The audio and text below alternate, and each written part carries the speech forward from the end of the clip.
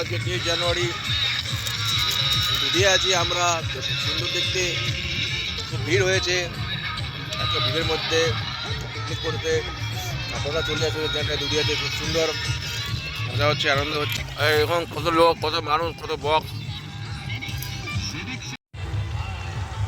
চলো বন্ধু, এখন এখন যাচ্ছি বন্ধুরা বাড়ি। এখন বেরোচ্ছি দুদিয়া থেকে। নদী ক্রস করে, নদীটা ক্রস করতে হবে।